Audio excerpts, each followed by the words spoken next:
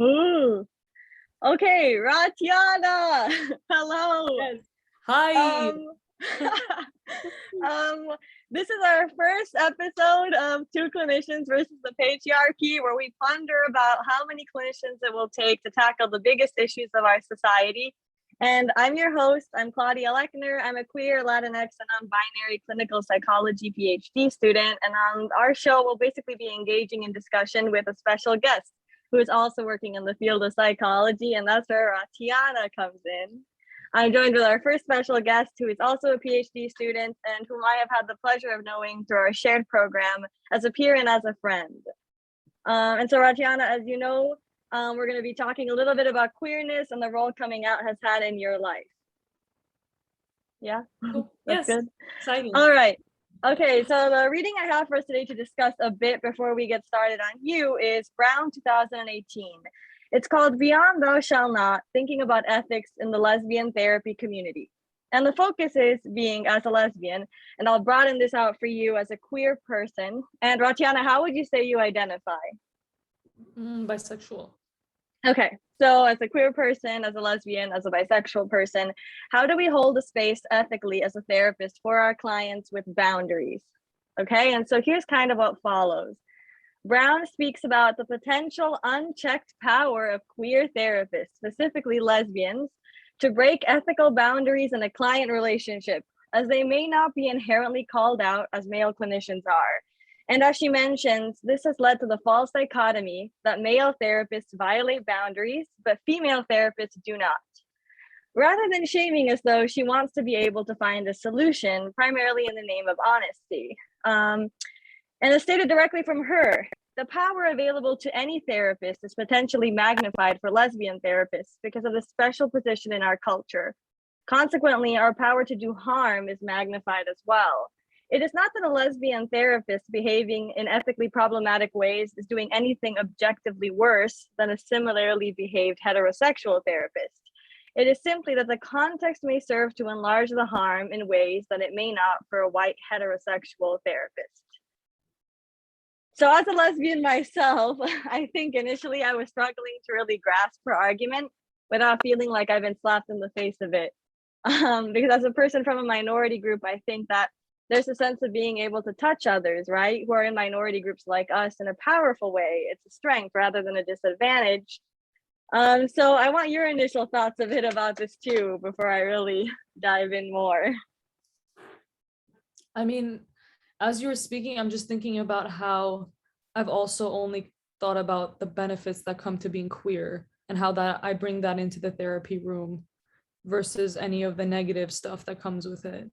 I mean, a potential negative thing is obviously if a patient is sexist or homophobic, and how and when we address something like that, making sure we're addressing it in a space that feels safe, or all of these other things that we need to consider being queer. But I haven't personally had an encounter like that, and I've only experienced so far the benefits that have come in the therapeutic relationship with a patient from being queer. So that's like my initial thoughts that come up with that. Yeah, and I very similarly too. I think I've thought of all the good that comes from being queer and being able to catch like internalized homophobia, for example, and being able to see that. So I continued reading because I decided to give Brown a chance. And she said something that really did strike me. We therefore have all of us violated boundaries, including the boundaries of our clients, like the casual chatting at a party with another therapist about the interesting client we've been working with, excused as a curbside consult, the sexual fantasies of our clients that we have indulged in, telling ourselves that it wasn't affecting the process of therapy. I think this is really where I wanted to start talking as well, because I've definitely had moments as a therapist in training where I self-disclose to a client, or I feel a close connection to a client, or I think of them when I go home, after a very hard session. I think we all do that. But I guess is this stuff something we need to work on? I mean, should we not be having curbside consults at parties, especially when all of your friends are clinicians, right? Like, what do you think? I think that just comes with being a human. Like, it just comes with being a person. I think it's one thing to think things, but it's also another thing to act on it. I think that's the difference. Obviously, there's going to be, we're humans at the end of the day. I think we're in a session and we're speaking about things that are very emotional. And obviously in a relationship like that, there's a lot of compassion and care and empathy in the room, which are, ways that we're connecting with patients. So I think it's completely normal, a part of being a human, but also important to see how much it's affecting our lives. Is it affecting our lives in a positive way or a negative way? And to be able to identify that. So yeah, I think it's important to not be so hard on ourselves about that.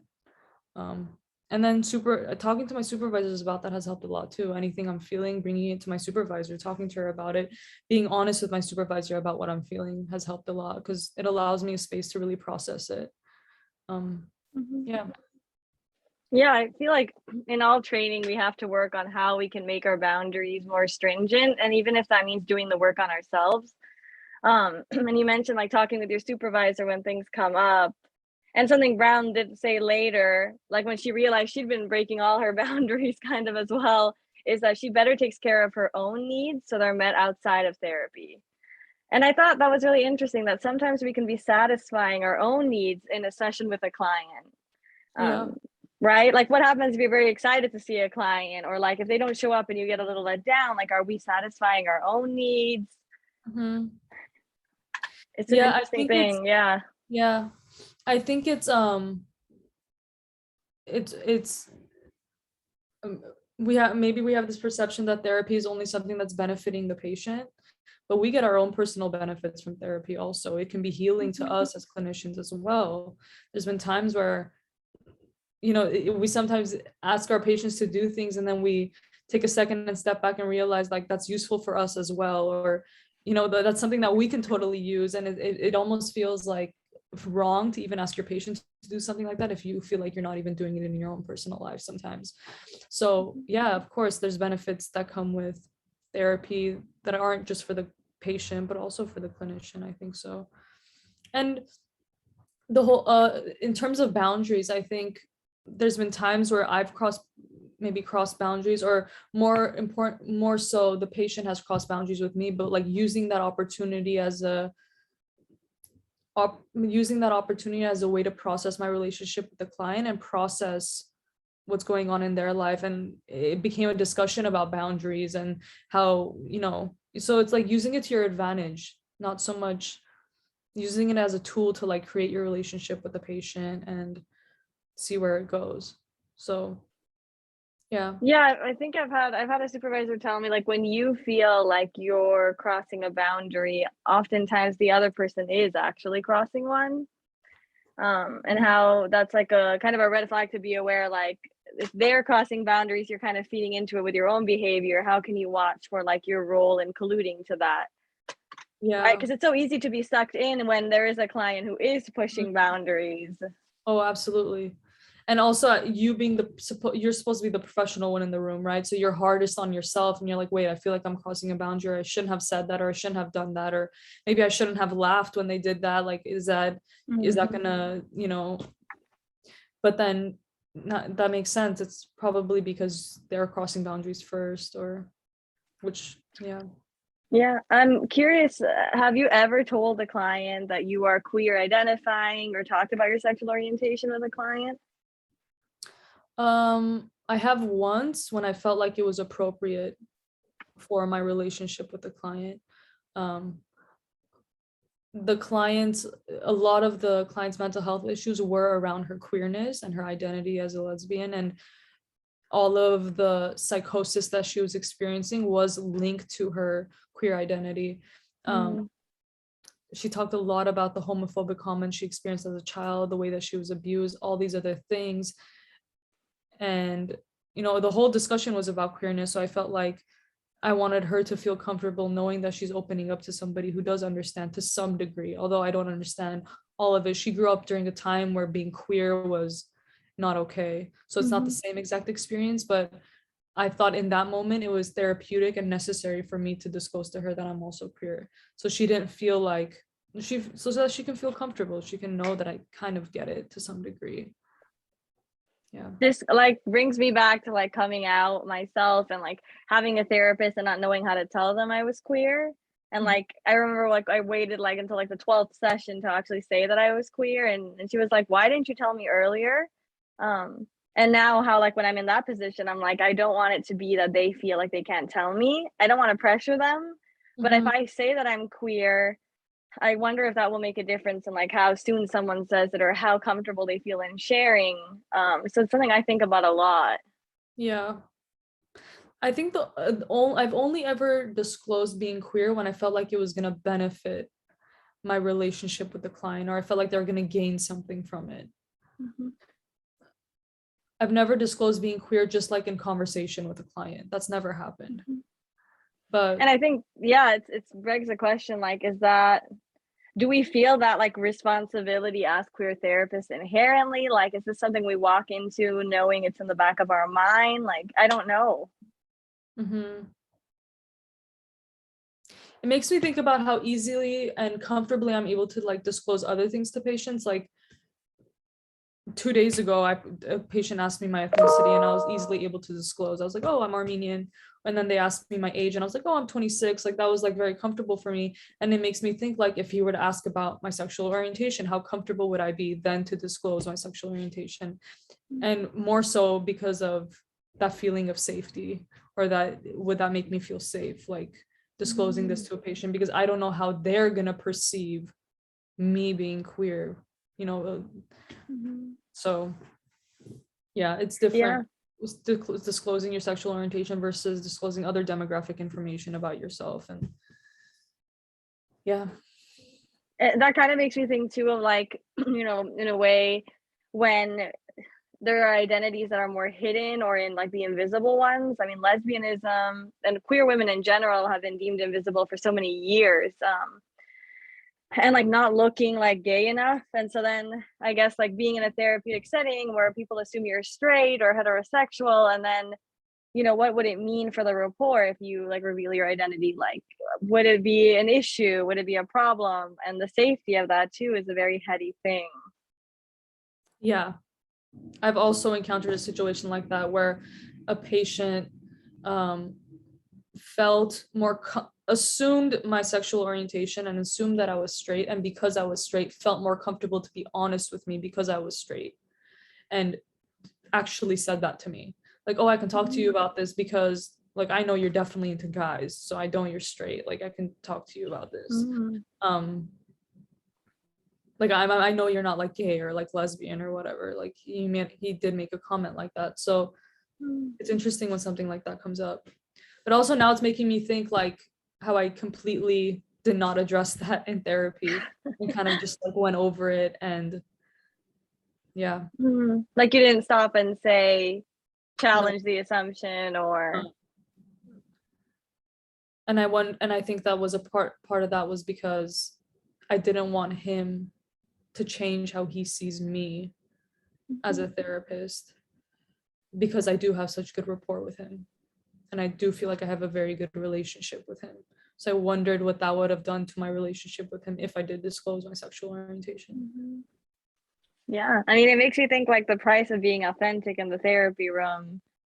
Sometimes we need to be what they want us to be, or the projection of another person, but then is that damaging when the bubble bursts and somebody is not a projection, they're a real person with, you know, differences and what they created. Yeah. It also, that makes me think like, are we the same person with every patient? Or are we just like bring out different parts of ourselves with each patient, and is that okay?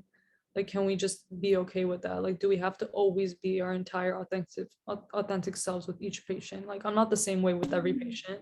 I feel like I'm a slightly different version of myself with every patient, and it works for me and it works for my relationships with my clients. Yeah, that's really interesting. I think of like how maybe it's that different parts are activated. Like I know with a patient who's very like skittish around me, I'm much more gentle and sweet, which I don't think I am in my personal life. And then I feel like when I'm done with that hour, I'm like, oh my God, that was so exhausting to be gentle and very feminine. And then with like, I feel like with other patients, I'm much more harsh in myself. And I think is that off-putting because I do like appear to be like feminine passing or a woman. Right. So it's very layered and complicated. Yeah. Yeah, definitely. I it makes me think about like how much this conversations make me think something that I've never thought before is like how much unconsciously I consider what my patients think about me and how that does affect who I am in the room with the patient. Which is Yeah, what makes you say that? just like how if I want the therapeutic alliance to be so well, or I want the rapport to be so well, and then each client has a different type of personality, so you kind of bring someone else in the room to make sure that the priority is to have that rapport, that therapeutic relationship. Like with some patients, for example, like humor works with them really well. Like some patients, I bring that part of me, like that humor part of me, like more silly side of me, and then with other patients I don't bring the humor in at all. It's like I don't feel comfortable doing so. I don't feel like that would be beneficial to my relationship with them. And it also applies to my queerness too. Like certain patients, I felt very comfortable talking about being queer. One or two patients actually. Other patients, I don't find any benefit of talking about it. Other patient, and then the other side of it is like I don't think that it would be a good idea talking about it. I think it would actually be something negative to my relationship with the patient. So I can see how my sexual orientation or my sexual identity, it can be a good thing, it can be a neutral thing, and it can be a bad thing for my relationships with my clients. And I think like there are so many identities where that's the case. That makes me think of like revealing mental health diagnoses. Right, because it's kind of similar. Like if somebody's struggling with the same issue, there's this part that wants to be like, oh my God, like same here, or right, like, oh, I've been through that. But then I always wonder when I'm feeling that, like, who is that going to be beneficial for? Like, is it for me? Is it like the anxiety of like they don't know me? And Yeah. then why am I in the room? Like, Yeah. how much am I in the room? It's negotiating that. Yeah. I can relate to that, especially so much now because I'm at a treatment center. So a lot of times, oh, Tarzana, you were also there. A lot of times patients feel like you can't help them because you haven't struggled with substance use. Like, what is it that I can gain from you if you don't even know what it's like to struggle with addiction? Right? Patients will ask all the time. They'll ask me like, oh, have you struggled? Often, more times than not, they ask you if you use or you have used or you're someone in recovery. And if you're not, then how are you even going to help me? So in situations like that, I oftentimes think like, is it possible for me? Or I say like, well, I'm the same way you go to like a medical doctor. You don't ask your medical doctor if they struggled with diabetes. You trust them, right? You trust that they know what they're doing. Just because they haven't struggled with diabetes, can they help you? Can they actually help you? And it's the same concept. Like just because I haven't struggled with heroin use or meth use or alcoholism, is there any benefit that you can get from therapy? Despite me not really having that level of understanding, It's interesting because we come from very different stances, because I feel like although I haven't struggled with substance use, because I have struggled with mental health, I automatically assume that it's like a similar thing. So I've never had to say like something like that. I mean, I've never, I will say like, no, I don't currently use, but I also feel like there is a level of understanding from having a mental health disorder. It just comes with a different level, because even though you have one, it doesn't mean you understand, right? And even if somebody has the same disorder I have, it really doesn't mean I understand. It can be so different. Yeah. But I think there are advantages and disadvantages to being so similar to your clients. Oh, absolutely. I think when I'm more similar to my clients, it's almost like I don't know if it's because I'm not doing the work on myself that I need to be doing, but like this stronger urge to like help them even more. I don't know what that means. If it's like because I'm not helping myself, so I feel like I should give it to some, put that energy into somebody else and help them. Yeah. It's hardest sitting in the room with patients who are so much like you. And I think Brown would call that kind of like an overcompensation. Yeah. Right? Oh yeah. I think we've all been there. Yeah. I think it's normal. This was great, but I do want to talk more about you. Yes. First, Ratiana, how would you define feminism in your life? Feminism to me is it's like pretty simple. I think women having equal opportunity as men. So Mhm. politically, socially, economically, equal opportunity. Mhm. That's how I And you do identify as a woman, yes. and as a queer woman. So I'm kind of curious about like that dynamic. Like, did that impact your feminism? Does it change the way you view feminism?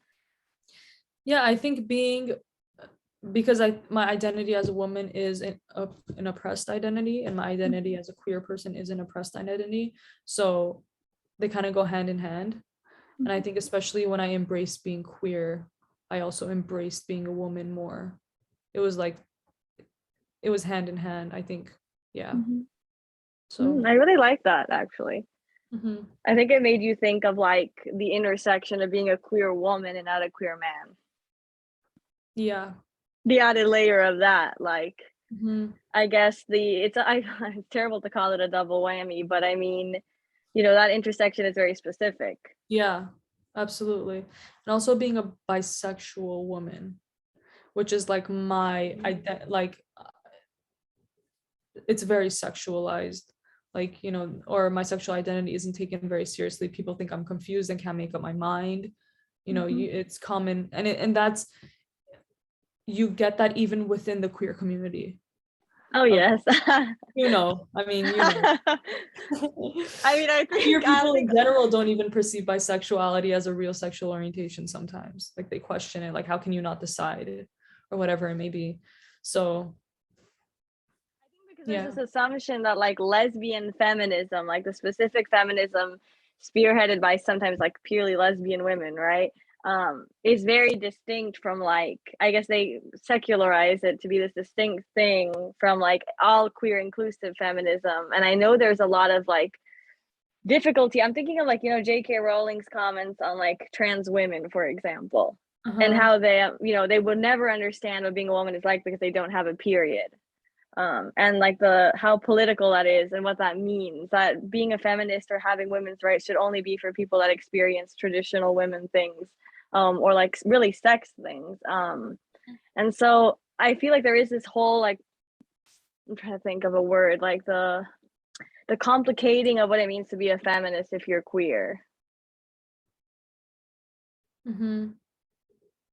That there isn't like There's one pure feminism, right? It's just all divided now if you don't have the correct identity in some way. I also think there's like a component to this, like the assumption that if you are queer, then you have to be a feminist, Mm-hmm. right? It's like, how can you Yeah. be queer and not be a feminist? It's one of those, I don't know, one of those, Mm-hmm.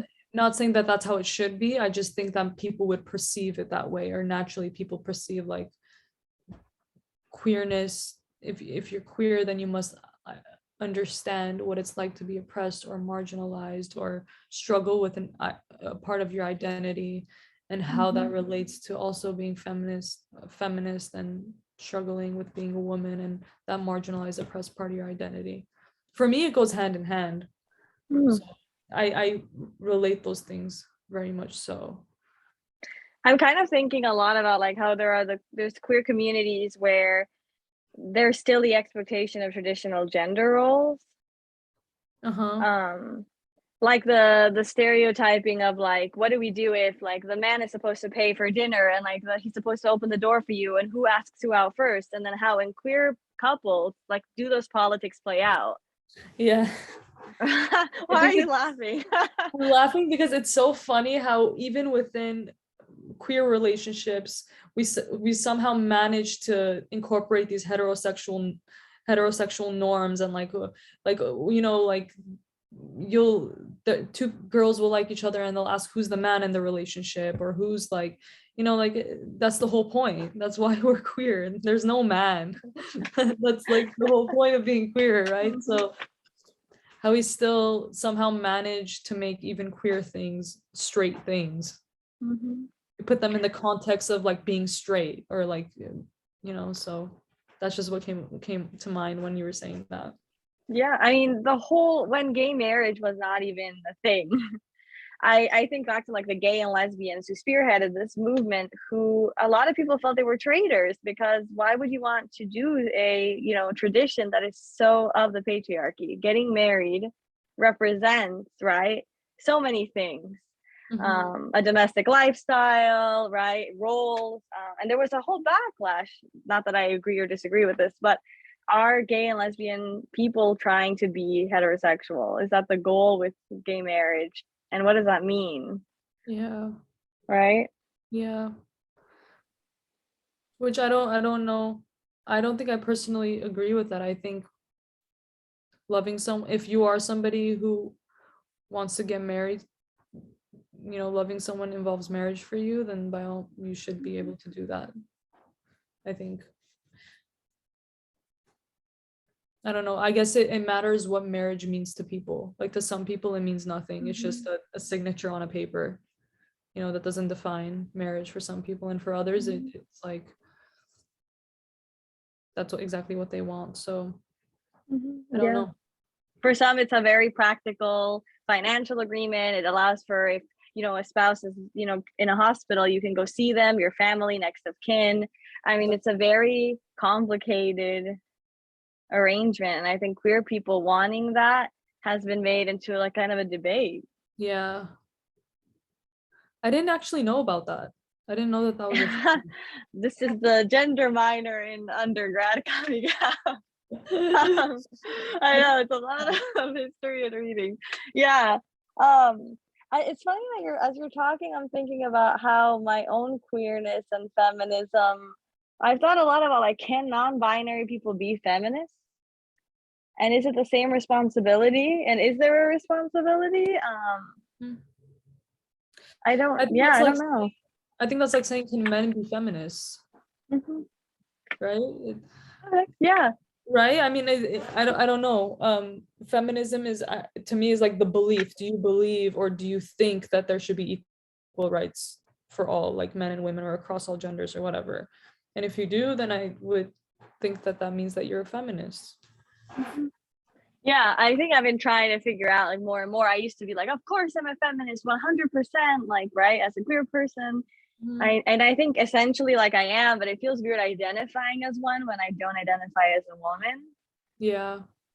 And I think that's a new thing for me. Like, wow, that's a very interesting dynamic. Like, I hear that word and it doesn't resonate as a label for me. It resonates as something I believe in. Yeah. That reminds me of like times with like my guy friends, when I would say, like, they would be uncomfortable labeling themselves as feminist, and I'd be like, well, do you think that across genders people should be treated equally, economically, socially? And they're like, well, yeah. I'm like, so why are you so uncomfortable with labeling yourself as a feminism or a feminist? Like, what is it about that? Is that around the culture of what it means to be a feminist? Because I know that I've had discussions with people about it, and they're like, well, I agree that's like all, like, yeah, men and women should be treated equally, or all genders should be treated equally, but like feminists are doing more stuff now that we don't agree with, or they like it's like, so if that's what it means to be feminist, then no, I don't agree with that movement. But if it's about like men and women being equal, then I do agree with that movement. So it's like, I think there's a lot of confusion around also what it means to be a feminist. I think people don't know.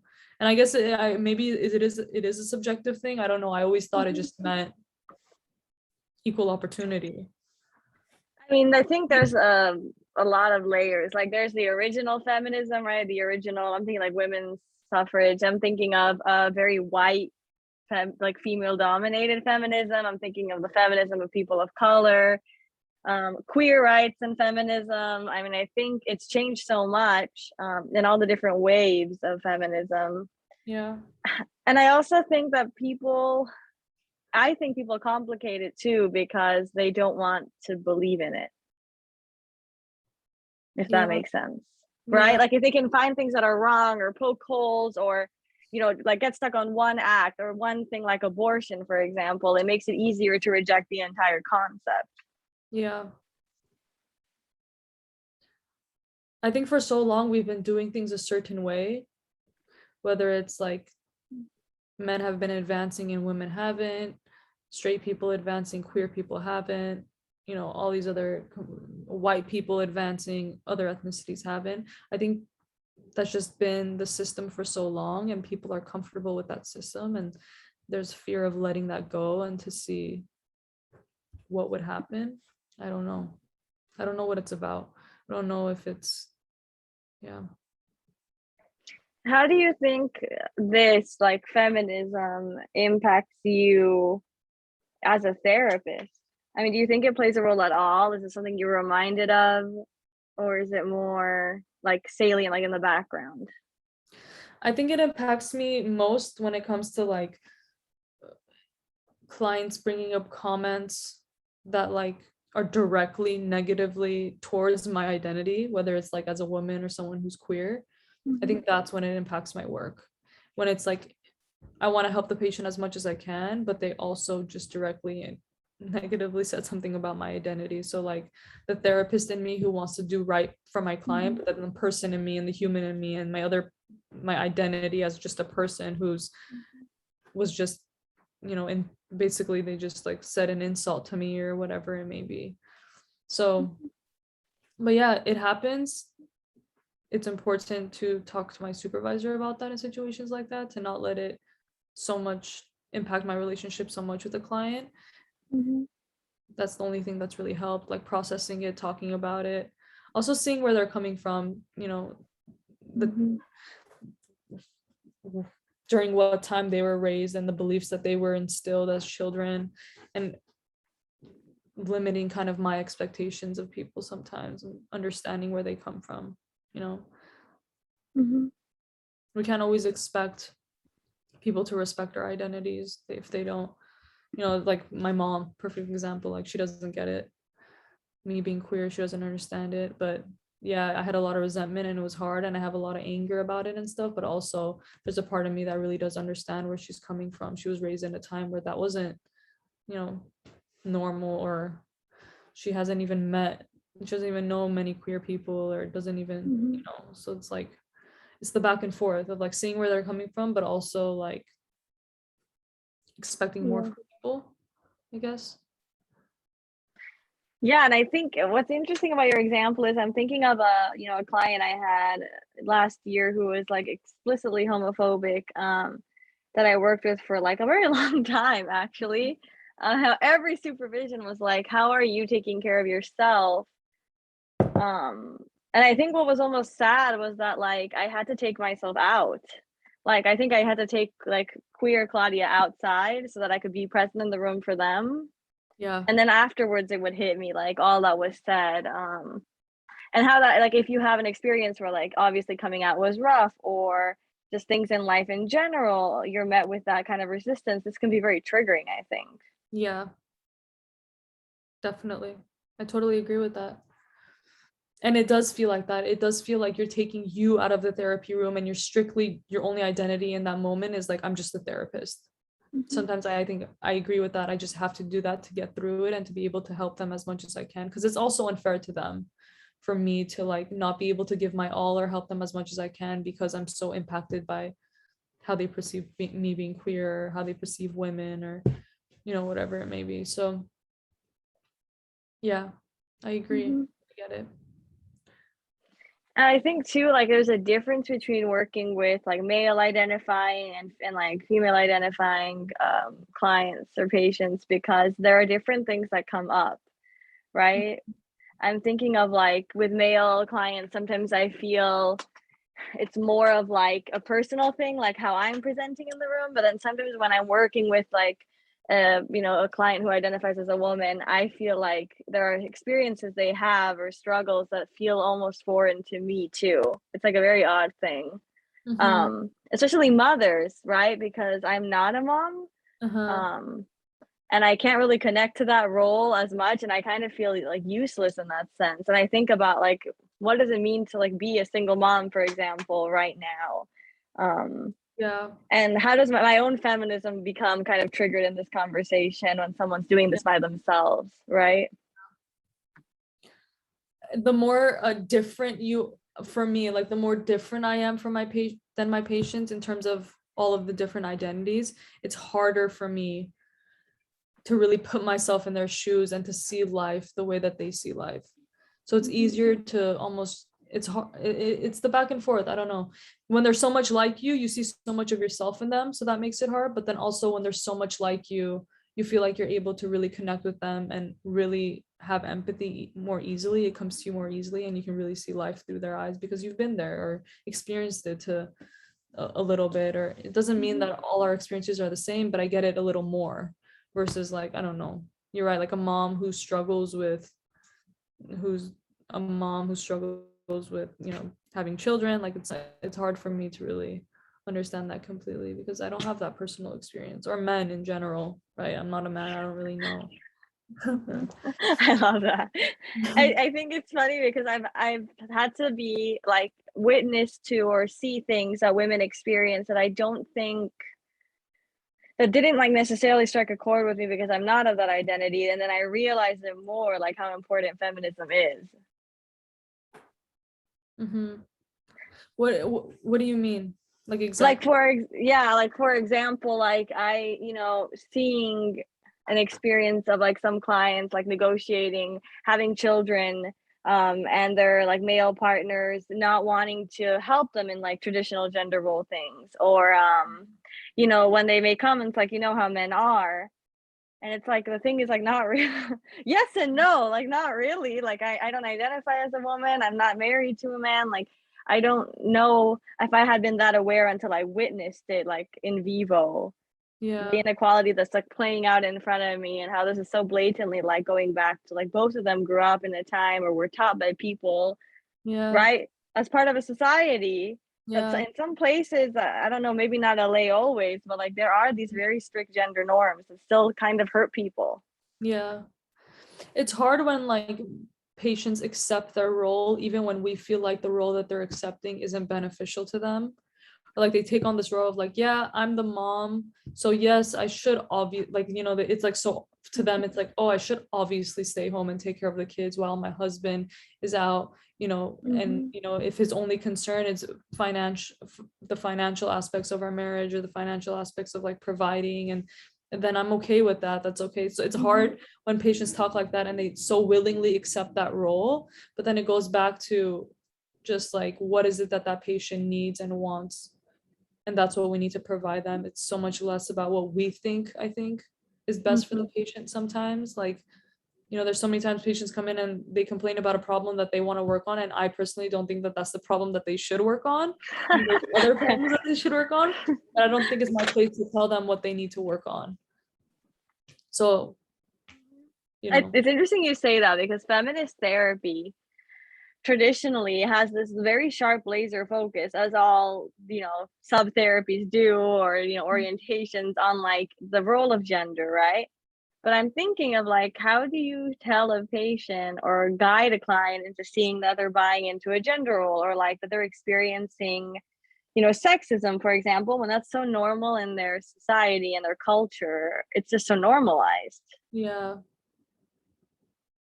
it's normalized, and also it's harder when they are okay with it. It's like one thing for it Mm-hmm. to, I think, be normalized and they're complaining about it and they don't like it and they wish it was different. It's another thing, I think, when it's normalized and they're okay with it and they thrive in that environment and they like it. And Mm-hmm. at that point, I don't think it's up to us to tell them otherwise. If it works for them and if it's what they want, then it is what it is. And that's a situation where we are coming in the room as like, you know, we have our own beliefs and our own values and we don't necessarily agree with it and how that's impacting the therapeutic relationship. But I Mm-hmm. don't think it's our place to try to change our clients' beliefs or values unless they're willing to, unless that's exactly what they want to work on. This what makes me think of like when you have a client who's, you know, in a domestic violence kind of relationship, um, and I guess the kind of frustration we can sometimes experience when someone goes back to a partner who's abusive, um, but at the same time it's like you can't tell them how to live their life, or change their, you know, their mind or save them. It's kind of Yeah. like their journey to discover, right? Mhm. But how upsetting that can be for people who witness it, right? Because you want more for them. Yeah. it's kind of like I don't know, being patient with our patients, being patient with our clients, right? Mhm. Maybe everyone else in their life isn't patient with them. They're not getting the patience and the compassion that they should be getting from other people in their lives. And despite us probably completely agreeing with all the other people in their lives who are saying, like, leave that relationship, it's not healthy. It's not up to us to be like other people in their lives. We have to be different. We have to be the objective ones. We have to be, because then if we're like everybody else in their lives, then what is so special about therapy? Why should they come to therapy? I feel like that's so difficult. And you speak about it so patiently when I sometimes become very infuriated. Yeah. But I've had to catch myself being like, and telling a patient, like, if you go back to this relationship, that's fine. Like, it's okay. I'm not going to judge you, when I'm in my head thinking I can't judge her. Yeah. But I'm curious, like, how you manage to maintain such a calm stance about this. Well, this is reminding me of a specific patient who was recovering from, she used meth, so she was recovering from meth, but she was also in a domestic violence situation and had severe codependency issues. So like, we were able to relate how her desire to always go back was like that component of codependency, which is like being addicted to people. So I think her being addicted to meth, we were able to relate that to her being addicted to people, and just me being patient and understanding of that addiction. It is an addiction for that specific case. That's what's coming up for me when I think about like domestic violence with a patient. That's what's coming up. Like, I don't know. I think I just think it's definitely very hard for them. So if it was so easy, they would be easily able to walk away, but they can't for some reason, for whatever the reason is. So I think you're speaking very objectively, mhm. but I'm wondering, like, inside when this is happening, like, what do you feel? I don't feel anger or like, how could you like go back? It's more like I feel bad. Well, how much do you struggle with like self-esteem and self-compassion, and like how little do you love yourself to be able and willing to put yourself in that position over and over and over again? What's coming up for me as you say this is like what is so like angry, like how my anger towards this is also what I can sometimes struggle with personally too. So working with like this like specific population, it's always difficult for me personally, I think too. And then it just makes me think of how there isn't like just a patient problem in a little box by itself that we react to. I think we have difficulties with certain populations or groups because it's a reflection of who we are. Yeah. Because you're so calm compared to my like. We have such different reactions towards this specific population. And that's probably because of your own like experiences and things that you've grown up being around. Whereas this isn't as much of a touchy subject or touchy population for me. Whereas other things I think bring out anger in me, or other types of, certain things I hear in session that do bring out anger in me. This isn't one of them. And it makes me think of like tying it back to what we were talking about earlier, the fact that we have to do the work on ourselves before we really do this, because I can't go around seeing clients in anger, and you can't either. So then how do we process what we're feeling? How do you process? Therapy. I'm going to therapy. Wow, that's exactly what Brown said you should do. That's exactly what I'm doing, and it's been helping. I just started actually going to therapy, and it's so helpful for me in my personal life, but also I'm like, wow, that's really gonna help me help clients. So it's a win-win. Yeah, I agree. It's a win for me in my personal life, and it's a win for me in my professional life. It definitely allows you to see, like, I think something my therapist always says is like stop and like think about what you're witnessing with a client and then plan something and then go do it, which is a very CBT thing to say. Mhm. But I have that on like the board of my wall at work because I know that there are going to be moments where I am going to be triggered by things because we're human or we're going to want to cross boundaries or actively are. And it's like stop what you're doing and actually think about what you're doing and like who is this benefiting and why, and then making a plan of like how to change it, but that's holding me accountable, and I think you hold yourself accountable too. Yeah. I don't think people talk about that in the therapeutic world, like how much you have to be kind of on your own ass in this Yeah. job. Yeah. Basically processing your countertransference, always being aware of it and like willing to talk about it and go there and really process it. And it's also so hard to do when we have so much going on in the program right now. Like I find myself so many times, like I know it's really important to process that and that emotion, and I really want to, and I know it's gonna, like with my supervisors, I'm like, this is gonna be a deep 45-minute conversation, and I'm just not willing to go there right now. So there are times where I'm just like, I can't right now. I really can't do this right now because I love that. it's just like when I'm, like, because it is a process. It takes a lot of work, and I feel eventually, like we're the opposite. yeah. Because I'm always like to my supervisor, like, can we please talk about this transfer to this transfer? And I feel like she's always like, no, we need to talk about like what are we gonna do? And I'm like, oh Oh, yeah, that's important too, I guess. she's like so it sounds like she's so CBT and you're so like psychodynamic. Even Yeah, even I think so. even in a like your room supervisor. I think we are. I love that. I know. I think you're practical because you're avoiding.